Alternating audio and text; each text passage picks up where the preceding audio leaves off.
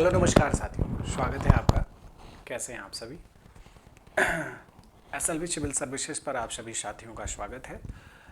मैं अंकेश पांडे भारतीय अर्थव्यवस्था विषय के साथ आशा करता हूँ, उम्मीद करता हूँ सभी लोग स्वस्थ मस्त होंगे। आप लोगों की पढ़ाई लिखाई अच्छे से चल रही होगी। लास्ट क्लास में हम लोगों ने क्या डिस्कस किया था, एक बार मैं देख लेता हूँ लास्ट क्लास के आपके कमेंट्स। एक बार मैं आपके कमेंट्स देख लेता हूँ लास्ट क्लास वाली, फिर स्टार्ट करते हैं आज के सेशन को।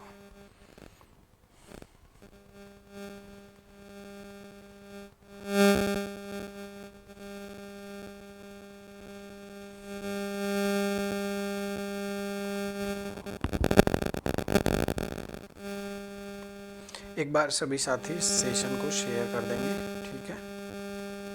इस सेशन को सभी साथी शेयर कर देंगे।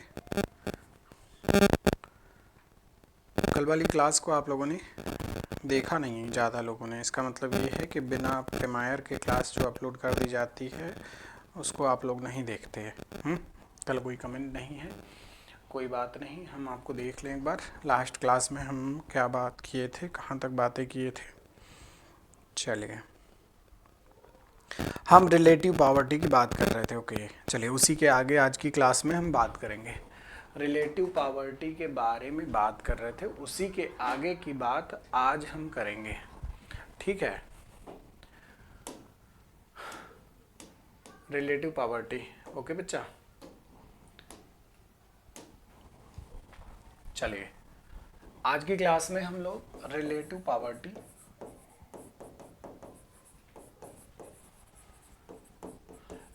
पॉवर्टी का मतलब क्या है साथी? सापेक्ष गरीबी। सापेक्ष गरीबी क्या है, कैसे है, इन सभी तथ्यों को जान के आगे बढ़ेंगे कि फिर मानवीय गरीबी क्या है। सापेक्ष गरीबी के अंतर्गत जो जितने तथ्य हैं उन सभी बातों को एक एक करके समझ लें। फिर निरपेक्ष गरीबी के अंतर्गत जो महत्वपूर्ण समितियां हैं उनको समझ लें। फिर हम एक एक करके आज की क्लास को आगे बढ़ाएं, ठीक है? ध्यान से देखिएगा, जब हम सापेक्ष गरीबी की बात करते हैं तो इसमें मैंने आपको दो कॉन्सेप्ट बताए थे। सापेक्ष गरीबी में हमने आपको दो कॉन्सेप्ट बताया था। कौन कौन सा बच्चा? सबसे पहला कॉन्सेप्ट था कि भाई लॉरेंज वक्र, इसको आज समझेंगे, ठीक है? और दूसरा था गिनी गुणांक,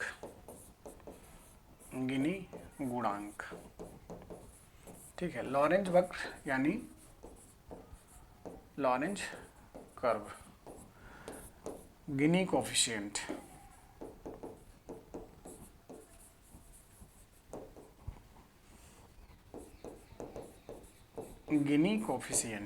ठीक है बच्चा? ध्यान से देखिए, गिनी गुणांक और लॉरेंज वक्र, इन दो बातों को हम एक एक करके समझेंगे। सबसे पहली बात, लॉरेंज वक्र पे हम डिस्कस करने चल रहे हैं। लॉरेंज कर्व क्या कहता है, इस बात को आप समझिए। लॉरेंज कर्व क्या कहता है, इस बात को आप सभी साथी समझिएगा। देखिए क्या है लॉरेंज कर्व।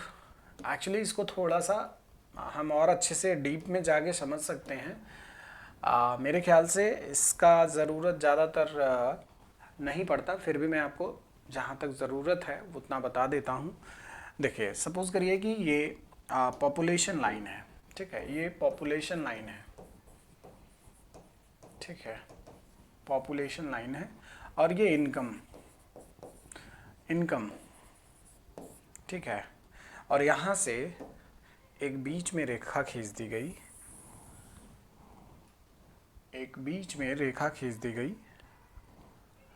जिसका नाम है एब्सोल्यूट लाइन। इसका नाम क्या है?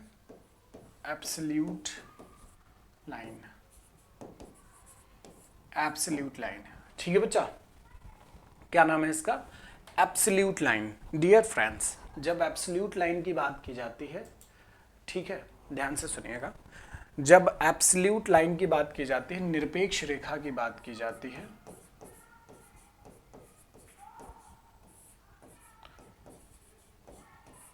निरपेक्ष रेखा की जब बात की जाती है तो ये क्या है?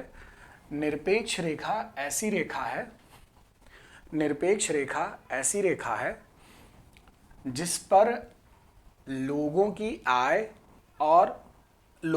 आय और उनकी जनसंख्या के बीच में जो बंटवारा है वो इक्वल है। मतलब एब्सोल्यूट लाइन एक ऐसी रेखा है, निरपेक्ष रेखा एक ऐसी रेखा है जिस पर जितने लोग हैं देश में, जगह पर, कहीं किसी लोकेशन पर, उतना ही, जैसे मान लो 10 लोग हैं, सपोज करिए 10 लोग हैं और 10 में सभी का अगर एक एक हजार रुपया इनकम है, एक एक हजार रुपया इनकम है, तो इसका मतलब है कि निरपेक्ष रेखा पर क्या, निरपेक्ष रेखा पर किसी देश की स्थिति है।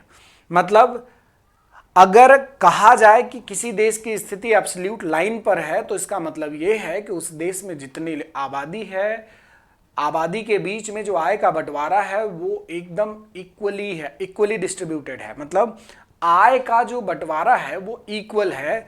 10 लोग हैं किसी देश में और उस 10 में सभी का जो इनकम है वो 1,000 रुपया है या 10,000 रुपया है या फिर कुछ भी है।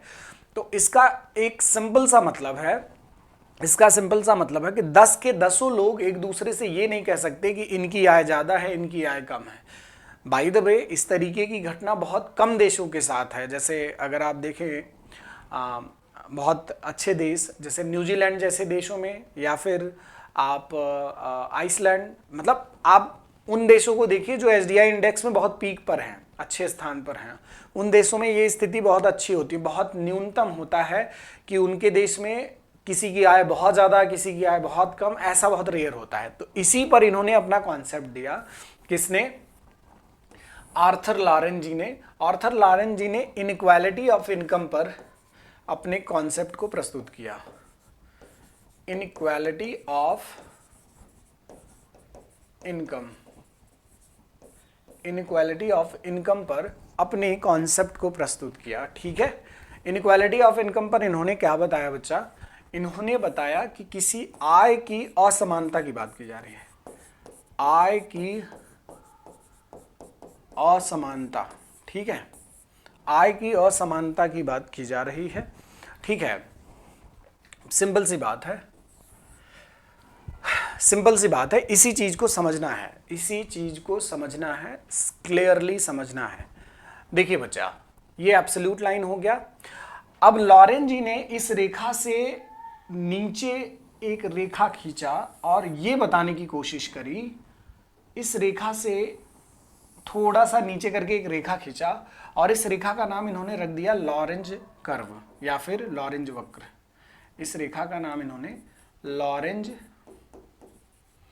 वक्र रख दिया, लॉरेंज वक्र रख दिया। क्या रख दिया? लॉरेंज वक्र। लॉरेंज वक्र क्या कर रहा, क्या इंडिकेट कर रहा है कि जिस देश में निरपेक्ष रेखा से लॉरेंज रेखा जितना नीचे होगी, जिस देश में निरपेक्ष रेखा से लॉरेंज रेखा जितना नीचे होगी, उस देश में आय की असमानता उतनी अधिक होगी। जिस देश में लॉरेंज रेखा निरपेक्ष रेखा से जितनी नीचे होगी, आप इसको लिख लीजिए एक्चुअली, जिस देश में लॉरेंज रेखा, लॉरेंज कर्व, लॉरेंज वक्र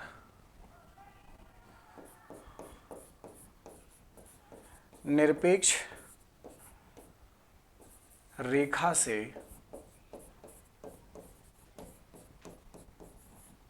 जितनी नीचे होगी, जिस देश में लॉरेंज वक्र निरपेक्ष रेखा से जितनी नीचे होगी, उस देश में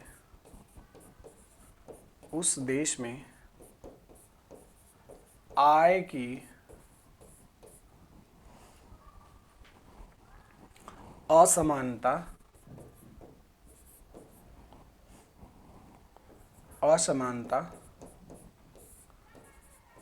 उतनी अधिक होगी।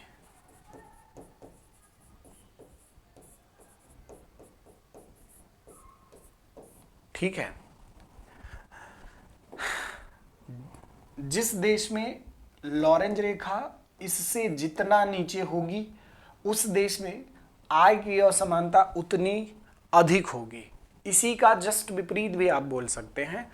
क्या बोल सकते हैं कि आप इसी का जस्ट विपरीत एक लाइन और बोल सकते हैं कि जिस देश में, दूसरे कंडीशन में, जिस देश में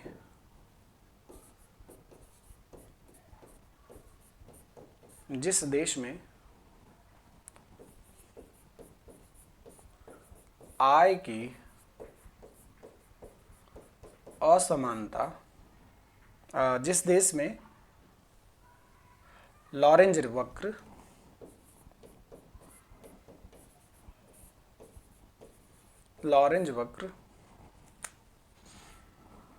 जिस देश में लॉरेंज वक्र निरपेक्ष रेखा से, जिस देश में लॉरेंज वक्र निरपेक्ष रेखा से, जिस देश में लॉरेंज वक्र निरपेक्ष रेखा से जितना नीचे हो, निरपेक्ष रेखा के जितना पास होगी, ठीक है, जिस देश में लॉरेंज वक्र निरपेक्ष रेखा के जितना पास होगी, जिस देश में लॉरेंज वक्र निरपेक्ष रेखा के जितना पास होगी उस देश में आय की असमानता उतनी कम होगी। उस देश में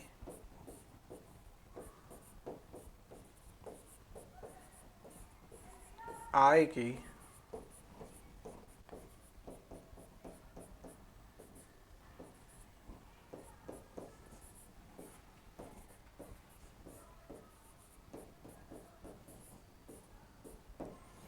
उतनी कम होगी। जिस देश में आय की असमानता जितनी, सिंपल सी चीज थी जो आपको मैंने बताई कि देखो एक स्थिति ये है कि निरपेक्ष रेखा से जितना नीचे है उस देश में आय की असमानता उतनी अधिक है, और ये जितना नजदीक, मतलब ये जितना नजदीक है इसके, उस देश में आय की असमानता उतनी कम। ये कॉन्सेप्ट लॉरेंज जी ने आय की असमानता का मेजरमेंट करते हुए बताया था। इसके बारे में इन्होंने सन 1905 में बताया था, ठीक है।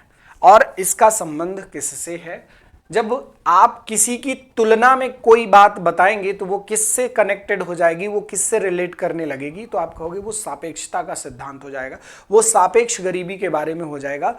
सापेक्ष गरीबी क्या है? जहां पर किसी के साथ तुलना किया जाए और यहां पर क्या तुलनात्मक अध्ययन किया जाता है कि किसकी क्या तुलना की गई, मतलब किसी के साथ सापेक्ष तुलना की गई, ठीक है। मतलब जिस देश में जितना मतलब किसी के साथ आप तुलना करेंगे तभी तो जितना या कितने की बात करेंगे। बोलो बच्चा, जितना और कितने की बात आप तभी करेंगे जब दोनों के साथ मेजरमेंट करेंगे। तो ये एक स्पेशल बात है, एक कंडीशन है लॉरेंज कर्व की, जिसे आपको मैंने बताया, ठीक है। समझ गए आप सभी साथी?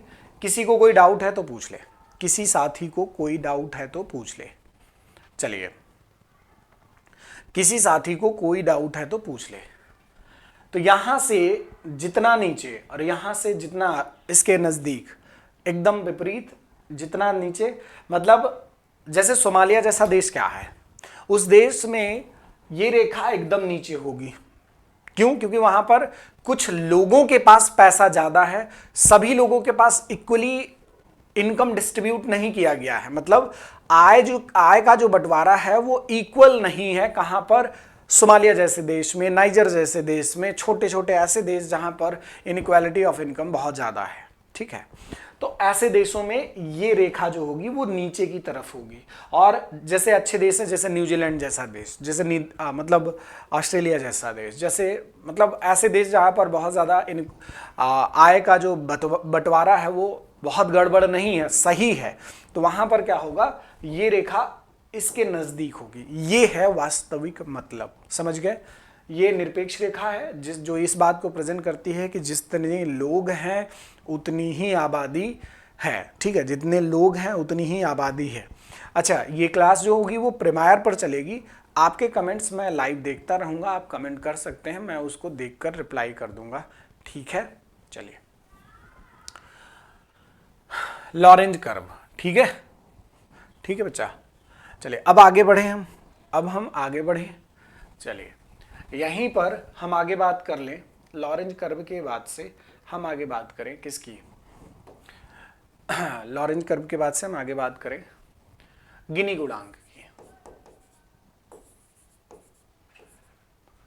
गिनी कोफिशिएंट,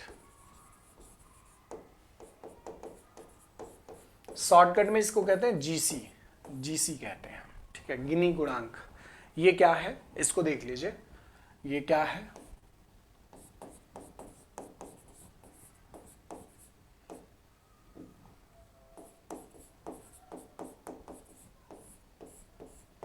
गिनी गुणांक क्या है देख लीजिए, फिर इसके बाद हम बात करें। देखिए मैंने आपको ये बताया कि 1905 ईस्वी में ये कॉन्सेप्ट दिया गया था लॉरेंज जी के द्वारा, आर्थर लॉरेंज।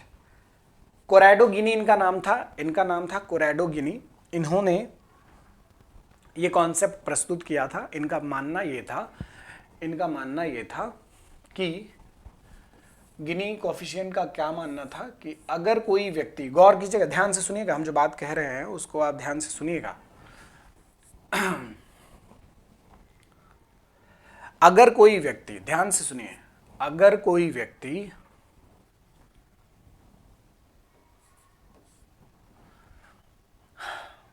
अगर कोई व्यक्ति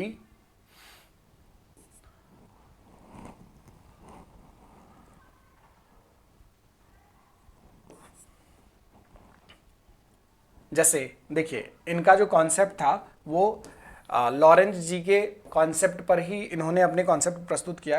इनका मानना था कि जो आर्थर लॉरेंज जी ने कॉन्सेप्ट दिया है, जो अवधारणा लॉरेंज जी ने दिया है वो पूरा नहीं है, वो पूर्ण नहीं है। इनका मानना क्या था कि जो आर्थर लॉरेंज जी ने कॉन्सेप्ट दिया है वो पूर्ण नहीं है, इसमें थोड़ा सा संशोधन की आवश्यकता है। किसका मानना था ये बात मानना था आपके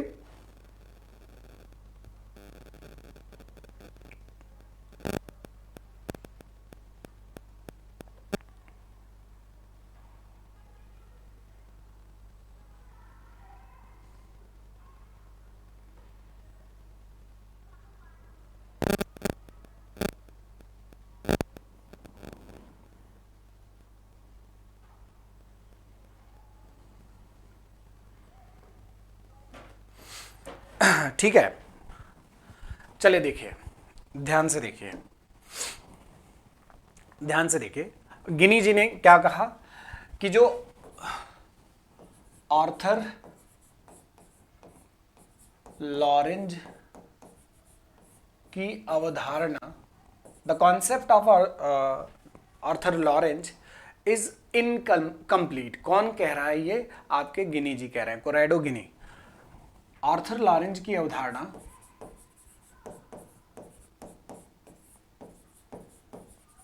अधूरी है। आर्थर लॉरेंज की अवधारणा अधूरी है, ये कौन कह रहा है, गिनी जी कह रहे हैं। इनका मानना क्या था, इनका मानना ये था कि आप ये तो बता दे रहे हो कि किसी देश में आय की असमानता ज्यादा है या कम है, ये कौन कह रहा है, आर्थर लॉरेंज जी। लेकिन आप ये कैसे बताएंगे, ध्यान से सुनिएगा, ये आप ये कैसे बताएंगे कि कितना कम है या फिर कितना ज्यादा है। इनइक्वालिटी ऑफ इनकम पर आप देश की गरीबी के मेजरमेंट की बात कर रहे हैं, लेकिन आप ये डिटरमाइन नहीं कर रहे हैं, ये निश्चित नहीं कर रहे हैं कि कितनी गरीबी है या फिर कितनी नहीं है। ठीक है, कितनी गरीबी है या फिर नहीं है, क्लियर है। ध्यान से देखिए, तो इनका मानना था, जो कॉन्सेप्ट इन्होंने दिया वो क्या था, वो ये था, इनका जो मानना था वो ये था कि ठीक है, आप ये कह रहे हो, हम आपकी बात को स्वीकार कर रहे हैं, ये मान लिया है। ये लाइन आपको पता है, ये लाइन एब्सोल्यूट लाइन है, एब्सोल्यूट लाइन है, एब्सोल्यूट लाइन यानी निरपेक्ष रेखा है, ठीक है। और ये लाइन क्या है, ये लाइन आपका क्या है, ये आपका लॉरेंज कर्व है, ये भी आप जानते हैं। अब इस पर इन्होंने कॉन्सेप्ट दिया, कहा कि ऐसी बात है, ऐसी बात है, आप इस एरिया को डिफाइन करिए। मान लीजिए कि जो आय का असमान एरिया आप कवर कर चुके हैं वो ए से रिप्रेजेंट किया जाता है। सपोज करिए कि आय का जो असमान क्षेत्र है उसको हम ए से प्रेजेंट कर रहे हैं और जो बचा हुआ एरिया है उसको हम बी से प्रेजेंट कर रहे हैं। यानी इनइक्वालिटी ऑफ इनकम जो लॉरेंज जी ने मेजर किया था, उन्होंने ये बात डिटरमाइन नहीं करी, ये बात इन्होंने नहीं बताई कि इस एरिया का नाम क्या है। उन्होंने बस इतना बताया कि निरपेक्ष रेखा से लॉरेंज रेखा जितनी दूर होगी उस देश में आय की असमानता उतनी अधिक, जितनी नजदीक होगी उतनी कम, बस इतनी सी बात। लेकिन इस पर स्पष्टीकरण गिनी जी ने दिया, क्या दिया कि उन्होंने कहा कि देखो साथी, ये जो एरिया है, आय का जो असमान क्षेत्र है, आय का जो असमान क्षेत्र है,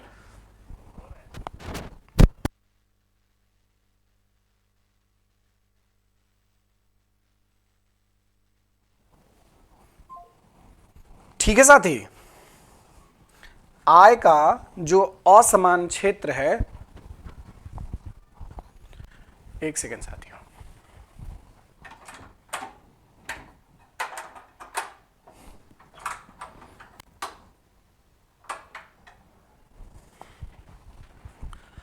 आय का जो एक असमान क्षेत्र है उसका नाम आप ए रख दीजिए। आय का जो असमान क्षेत्र है उसका नाम आप ए रख दीजिए, ठीक है। और जो बचा हुआ क्षेत्र है उसका नाम बी रख दीजिए। अब इस पर इन्होंने एक कॉन्सेप्ट प्रस्तुत किया। किसने? इसी पर इन्होंने कॉन्सेप्ट प्रस्तुत किया। क्या प्रस्तुत किया साथी, क्या प्रस्तुत किया इन्होंने? कॉन्सेप्ट क्या प्रस्तुत किया कि देखिए, एक सूत्र है ए अपान ए प्लस बी का, ए अपान ए प्लस बी, ठीक है। ए अपान ए प्लस बी का एक कॉन्सेप्ट है, ठीक है। ध्यान से सुनिएगा, इन्होंने सूत्र दिया ए अपान ए प्लस बी। अब इन्होंने कहा कि इसका आप मेजरमेंट कर सकते हैं। कैसे कर सकते हैं? देखिए, अगर ऐसी स्थिति हो जाए, ध्यान से सुनिएगा, मैं इसको अलग एक चित्र एक जगह और बना रहा हूं, आप इसको सुनिए। देखिए, सपोज करिए मैं दो इसके अलग अलग, यहां पर दो स्थितियां अलग अलग बना रहा हूं, ठीक है। दो स्थितियां अलग अलग, ठीक है, ठीक है। ये एरिया ए है और ये एरिया बी। अब इसको थोड़ा सा मैं स्पष्टीकरण आप जो गिनी जी ने दिया उसकी बात यहां पर कर रहा हूं, ठीक है।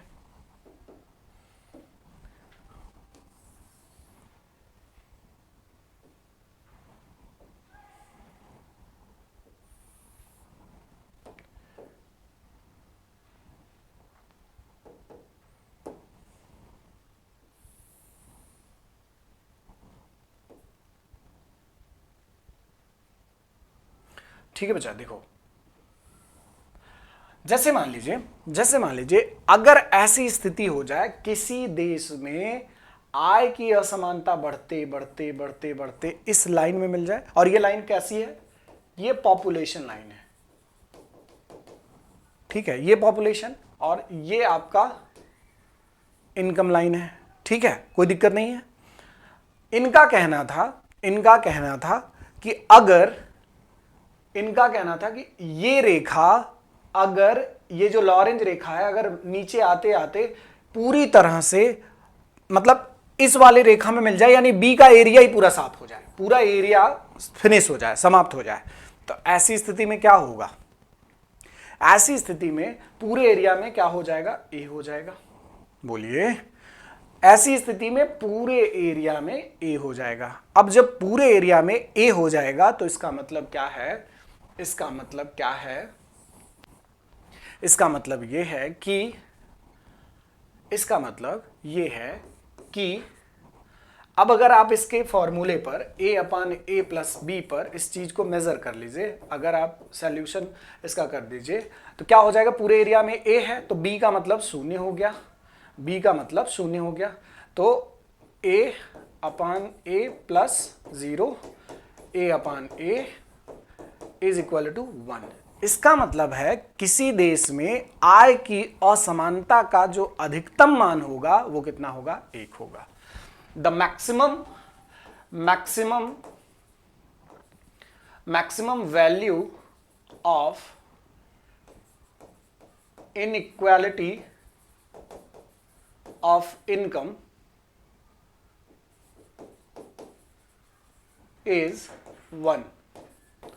आय की असमानता का अधिकतम मान कितना हो जाएगा, 1 हो जाएगा। ये आपने देखा कैसे कि जब ये रेखा क्या हो, एकदम नीचे आते आते इस पॉपुलेशन वाले लाइन में क्या हो जाए, मर्ज कर जाए, या फिर ये कह लीजिए कि आय की असमानता किसी देश में बहुत ज्यादा हो जाए। जैसे मान लीजिए सोमालिया जैसा देश, नाइजर जैसा देश, जहां पर मतलब लोगों के बीच में आय का जो बंटवारा है वो सही तरीके से नहीं है, मतलब अधिकतम हो, तो अधिकतम मान 1 हो सकता है। न्यूनतम मान कितना हो सकता है, आइए देख लेते हैं दूसरे वाले फिगर में। चलिए,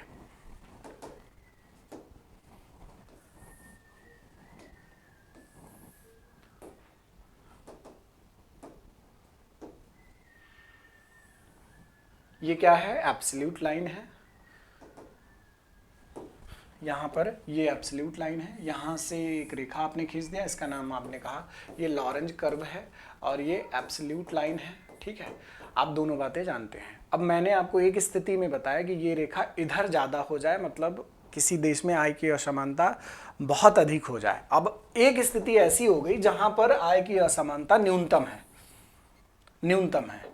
अब न्यूनतम का जो मान था वो लॉरेंज जी तो दिया ने, लॉरेंज जी ने बस इतना बता दिया कि आय की असमानता निरपेक्ष रेखा से जितना नीचे उतना मतलब अधिक, जितना ऊपर उतना कम। लेकिन इन्होंने डिटरमाइन नहीं किया इस बात को, निश्चय नहीं किया, इस बात को सही तरीके से प्रेजेंट नहीं किया। ठीक है, तो इसी पर इन्होंने अपना कॉन्सेप्ट प्रस्तुत किया। अब इन्होंने कहा कि ऐसी बात है कि मान लीजिए किसी देश में ये रेखा जो है वो बहुत कम हो, मतलब जो ए और बी एरिया है इसमें आय की असमानता हो ही ना। बहुत सारे ऐसे देश हैं जहां पर आय का जो बंटवारा है वो सही तरीके से है। जैसे अगर आप देखें जो बड़े देश हैं, जैसे न्यूजीलैंड जैसा देश, जैसे आप एसडीआई इंडेक्स में जो सबसे ऊपर के देश है आप उनको देख सकते हैं, उनके यहाँ क्या है, इनइक्वालिटी ऑफ इनकम बहुत कम है, आय की असमानता बहुत कम है। तो ऐसे देश में आप क्या मेजर कर सकते हैं कि भाई अधिकतम कितनी हो सकती है, मतलब आय की असमानता का न्यूनतम मान कितना होगा, अधिकतम। अधिकतम आपने 1 देख लिया, न्यूनतम मान कितना होगा। मान लीजिए ये ए उपलब्ध ना हो किसी देश में, ये जो लॉरेंज रेखा है इस पर बने तब, इस निरपेक्ष रेखा पर बने तब, तो पूरे एरिया में क्या हो जाएगा, बी, पूरे एरिया में बी। फिर वही गिनी गुणांक का जो फॉर्मूला है ए अपान ए प्लस बी। अब देख लीजिए ए है नहीं तो इसका मतलब है उसका वैल्यू 0 हो जाएगा, और 0 यहाँ पर 0 अपान बी, इसका मतलब है 0। ठीक है, तो आय की असमानता का जो आय की असमानता का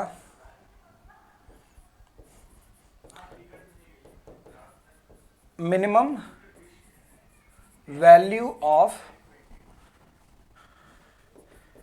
इनइक्वालिटी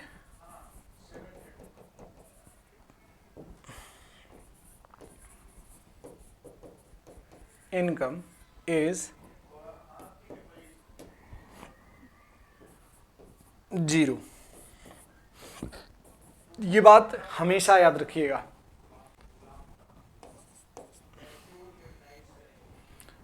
आय की असमानता का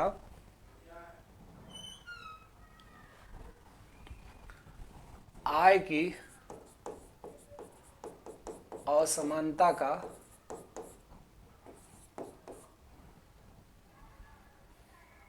न्यूनतम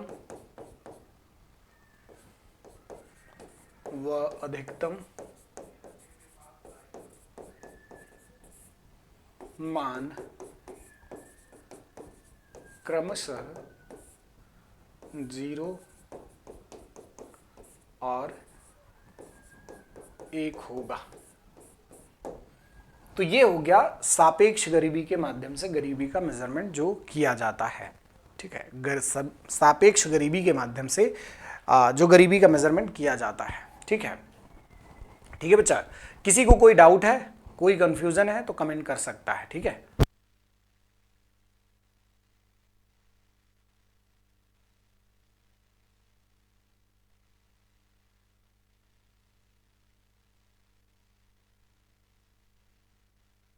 ठीक है साथी।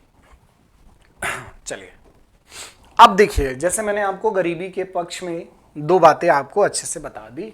जैसे रिलेटिव पॉवर्टी आपने पूरी तरह से समझ लिया, रिलेटिव पॉवर्टी आपने पूरा समझ लिया, रिलेटिव पॉवर्टी आपने पूरा समझ लिया। ठीक है, यानी निरपेक्ष गरीबी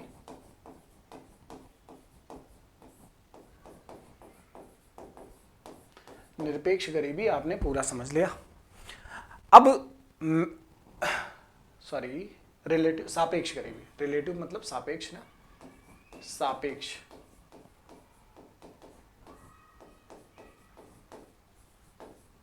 सापेक्ष गरीबी,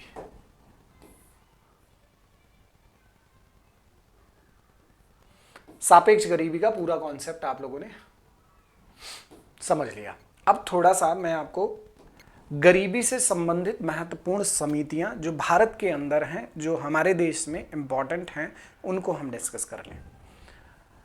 important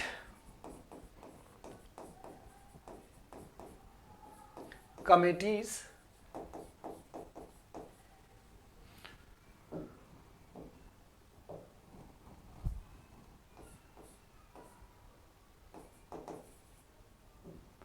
important committee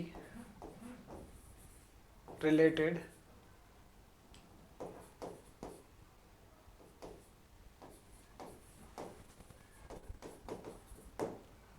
poverty, important committees या फिर कमेटी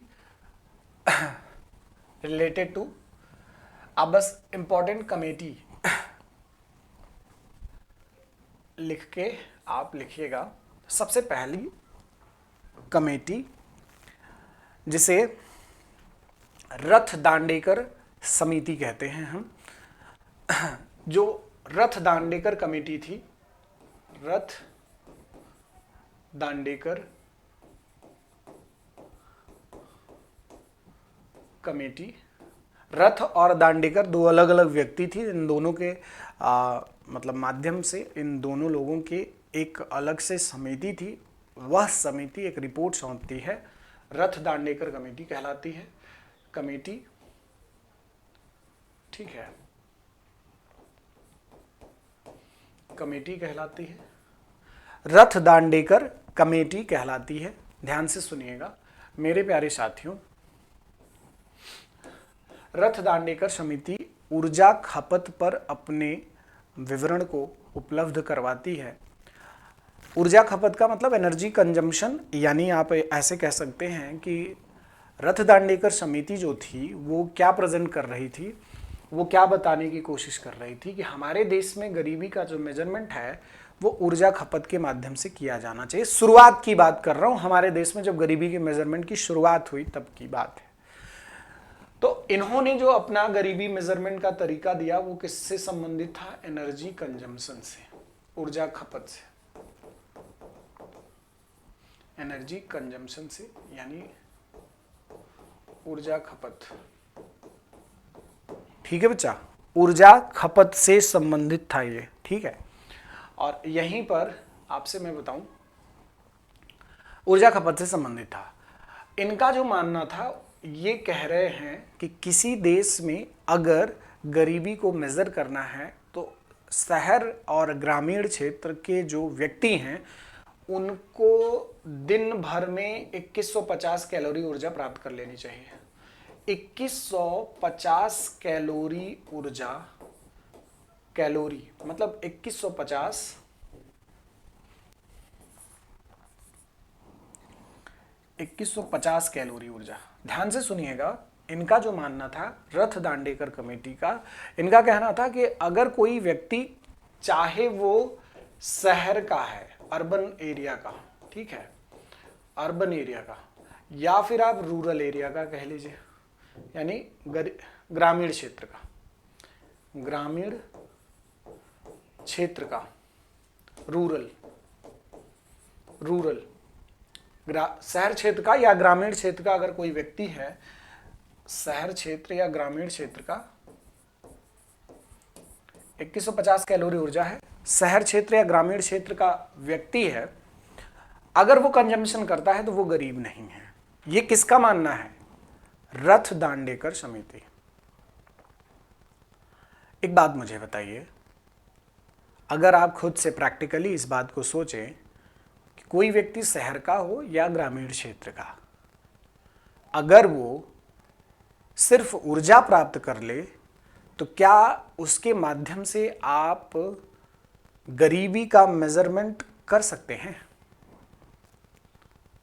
गरीबी का मेजरमेंट सिर्फ ऊर्जा खपत के माध्यम से किया जा सकता है? बिल्कुल नहीं। लेकिन कुछ दिनों तक हमने किया और आज भी एनर्जी कंजम्पशन के साथ हम उपभोग व्यय को ऐड करके गरीबी का मेजरमेंट करते हैं, लेकिन हम एक एक करके क्रम से सभी का ये देखते हुए चलेंगे कौन सी समिति ने क्या बताया था। जैसे रथ दांडेकर ने 2150 कैलोरी बताया, ठीक है, ध्यान से देखिए, 2250 एक्चुअली, सॉरी 2250 कैलोरी ऊर्जा, ठीक है। ध्यान से देखिए, अब इसी पर इन्होंने कॉन्सेप्ट दिया था 1971 में, ध्यान दीजिएगा। इनके कॉन्सेप्ट पर, किसके? रथ दांडेकर समिति के रिपोर्ट पर एक समिति बनी, वाई के अलग समिति। वाई के अलग समिति क्या कह रही है, ध्यान से सुनिएगा। दूसरी समिति थी वाई के अलग समिति। वाई की अलग समिति क्या कह रही है बच्चा? वाई की अलग समिति कह रही है कि अगर कोई व्यक्ति, ध्यान से सुनिएगा, अगर कोई व्यक्ति गरीब है, किसी व्यक्ति की गरीबी का मेजरमेंट करना है, तो शहर का और ग्रामीण क्षेत्र का ऊर्जा खपत के माध्यम से अलग अलग मेजरमेंट होना चाहिए। किसने कहा? वाई की अलग समिति। इन्होंने 1978 में अपने रिपोर्ट को प्रस्तुत किया, ठीक है। इन्होंने अपना जो रिपोर्ट है वो 1977 एंड 78 में प्रस्तुत किया। इनका कहना क्या था कि अगर कोई व्यक्ति शहर का है तो उसकी जो ऊर्जा खपत होगी वो शहर ग्रामीण क्षेत्र की तुलना में कम होगी। अच्छा, ये कॉमन सेंस की भी बात है कि आप अपने से सोचिए कि अगर कोई व्यक्ति शहर का है तो उसकी जो शारीरिक श्रम होगी ग्रामीण क्षेत्र की तुलना में कम होगी। बोलिए, आप घर में अगर शहर में रह रहे हैं तो आप पानी भी अगर पीते हैं तो नल चला करके नहीं पी रहे हैं, आपने टोटी खोला, पानी प्राप्त किया और आपने उसका उपभोग किया, ठीक है। आप ग्रामीण क्षेत्र में अगर इसी चीज को देखें तो व्यक्ति नल चला रहा हुआ है, या फिर आप ऐसे कह लो कि आप अगर शहर में हो तो कोई खेती का काम तो कर नहीं रहे हो, आप किसी ऑफिस में जा करके या फिर किसी तरीके का ऐसा काम कर रहे हो जिसमें शारीरिक श्रम उतना ज़्यादा नहीं है जितना ग्रामीण क्षेत्र के लोगों के द्वारा खेतों में किया जाता है। अब कोई व्यक्ति ग्रामीण क्षेत्र में फावड़ा लेकर के खेत में जाता है, वो ज़्यादा मेहनत करेगा, या फिर आप किस बैग लेकर के ऑफिस में जाते हैं, वहाँ पर फावड़ा तो नहीं चलाते हैं, दिमाग चलाते हैं, कंप्यूटर चलाते हैं, इस तरीके का काम गतिविधि आप करते हैं। तो इसका मतलब है कि शहर का व्यक्ति जो होगा उसको जो शारीरिक श्रम है उतनी ज़्यादा उसकी आवश्यकता नहीं होगी जितना ग्रामीण क्षेत्र का। इसका मतलब ये है कि शहर क्षेत्र की अगर कैलोरी कम भी रहेगी तो चल जाएगा। तो इन्होंने बताया कि अगर कोई व्यक्ति शहर का है, अगर वो 2100 कैलोरी ऊर्जा प्राप्त कर लेता है, 2100 कैलोरी ऊर्जा प्राप्त कर लेता है तो वो गरीब नहीं है। और इसी पर ध्यान दीजिएगा, इसी पर इन्होंने ग्रामीण क्षेत्र में कहा कि अगर कोई ग्रामीण क्षेत्र का है और वो 2400 कैलोरी ऊर्जा प्राप्त कर लेता है तो वो गरीब नहीं है। मतलब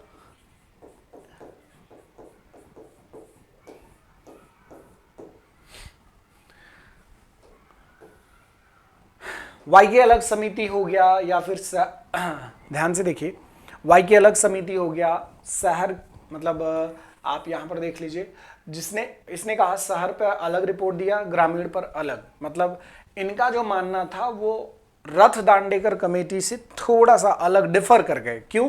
क्योंकि उनका कहना था कि 2250 कैलोरी ऊर्जा शहर या ग्रामीण क्षेत्र दोनों की गरीबी को एक साथ मेजर कर देता है।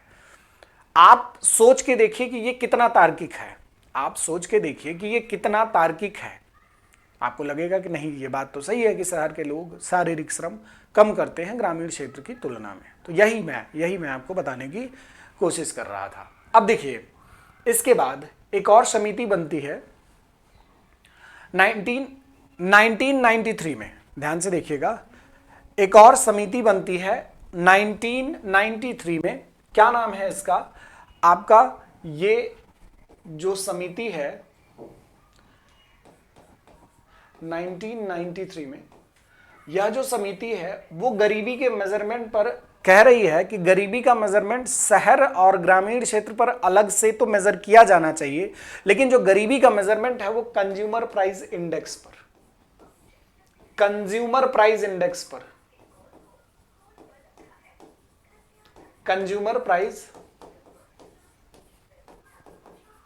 इंडेक्स पर, और यह भी कंज्यूमर प्राइस इंडेक्स पर शहर में अलग, यानी शहर में इंडस्ट्रियल वर्कर से और ग्रामीण क्षेत्र में लेबर से। ठीक है, ग्रामीण क्षेत्र में क्या करना है? ग्रामीण क्षेत्र में इस चीज को जो लेबर है उस पर, और यहां पर इंडस्ट्रियल वर्कर के माध्यम से गरीबी के मेजरमेंट की बात कही। उस समय डीटी लकड़ावाला समिति का जो ये कॉन्सेप्ट था उस समय स्वीकार नहीं किया गया था। ठीक है, राइट नाउ हम चाहे इन्फ्लेशन के मेजरमेंट की बात करें या फिर हम अपने देश में मतलब जो भी मुद्रास्फीति से संबंधित जितनी भी डिटेलिंग है उसके मेजरमेंट की बात करें, तो आज हम इसी को यूज कर रहे हैं। ठीक है, तो उस समय तो हमने इस चीज को स्वीकार नहीं किया, लेकिन जो लकड़ावाला समिति थी जो 1993 में बनी थी, डीटी लकड़ावाला समिति,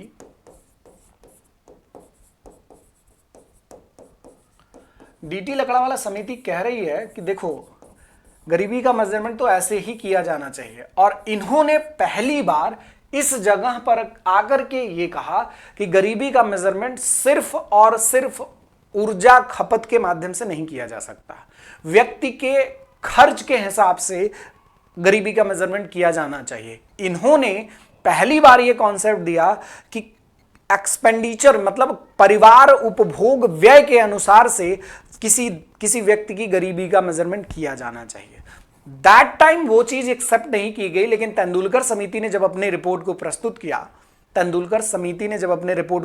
किया, तो इस चीज को एज इट इज स्वीकार किया गया कि हाँ ये बात सही थी। डीटी लकड़ावाला समिति का जो रिपोर्ट था उसके अनुसार ये बात सही थी, इसको एक्सेप्ट करना चाहिए था। राइट नाउ अभी हम एक्सेप्ट करते हैं। क्या भारत में जो गरीबी का मेजरमेंट है वो किसके अनुसार मेजर किया जा रहा है? परिवार उपभोग व्यय से। कैसे?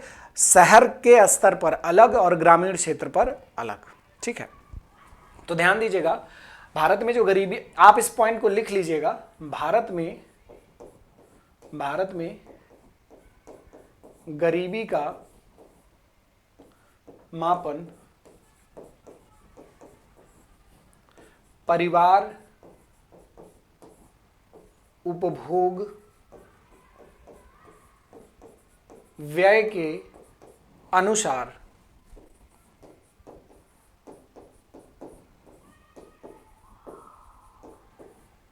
किया जाता है। भारत में गरीबी का जो मेजरमेंट है वो परिवार उपभोग व्यय के माध्यम से किया जाता है। इस बात को पहली बार प्रेजेंट किया था आपके लकड़ावाला ने।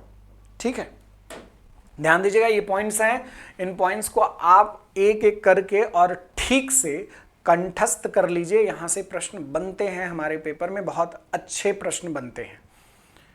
उम्मीद करता हूं कि पीछे की किसी भी चीज में आपको कोई कंफ्यूजन नहीं होगा। आगे जो आपका लकड़ावाला समिति के बाद से, जैसे तेंदुलकर समिति 2004 में बना, 5 में रिपोर्ट सौंपा, फिर 2011 में अपने रिपोर्ट को सौंपा, फिर इसकी गलतियों के सुधार के लिए फिर रंगराजन समिति आई। ये जो रंगराजन समिति है इसका क्या कॉन्सेप्ट आज के डेट में इंपॉर्टेंट उसका क्या इंपॉर्टेंस है इसको अगली क्लास में हम देखेंगे। फिलहाल मैं आपको आज बता दूं कि हमने आज क्या क्या पढ़ा।